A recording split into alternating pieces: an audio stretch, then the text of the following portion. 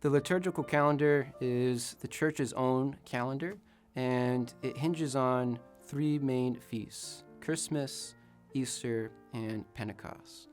And each feast has a time of preparation, a season of preparation, and then a season in which that feast is further celebrated and commemorated.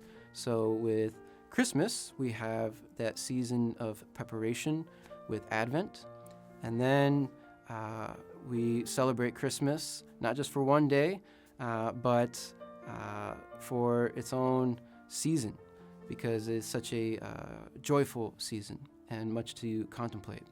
And then there's some time after Epiphany, that hidden life of Christ reflected, and the manifestation of God's dwelling on earth. We see this same pattern of preparation, celebration, and manifestation repeated throughout the year. The difference between the temporal and sanctoral cycles in the church calendar is that the temporal cycle are all those kind of movable feast days, and that really hinges on Easter, whenever Easter is.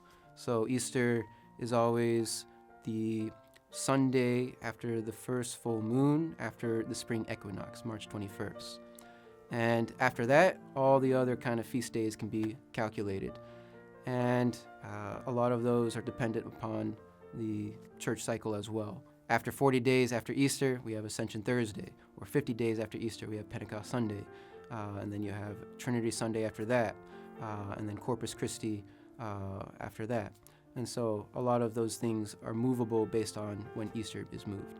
The sanctoral cycle is basically all the feasts of the saints, and those are usually all fixed, especially the Marian feast days, like the Feast of the Assumption or the Feast of the Immaculate Conception, which is August 15th and December 8th, respectively.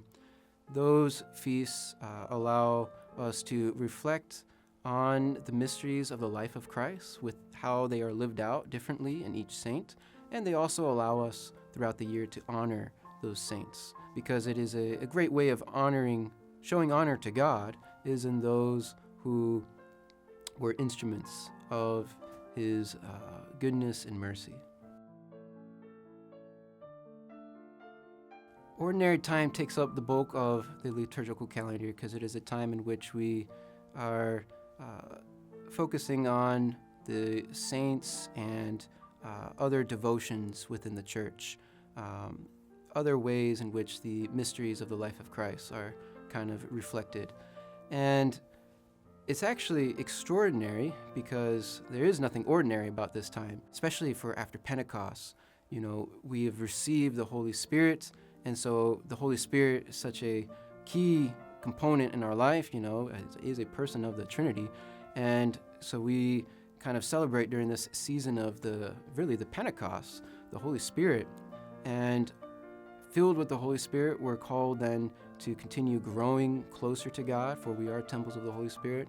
And like the apostles, after they received the Holy Spirit, were sent forth to build up the kingdom of heaven to the ends of the earth, and to really have that apostolic mission in our hearts. And we have plenty of time during that time then to reflect on the other mysteries of Christ, the other feasts that just help us keep growing closer to the Lord. Each liturgical season can bring about new life in us and the church, and the more we really fully enter into each season. We know time is a gift and it will end. Christ will come to judge the living and the dead, and there's this beautiful spiral in which we can keep going through each circular motion of the liturgical year, but going like a spiral deeper every year, because there's so much richness in each of the mysteries of the faith. That is why every year we continue to celebrate these different seasons and different feast days.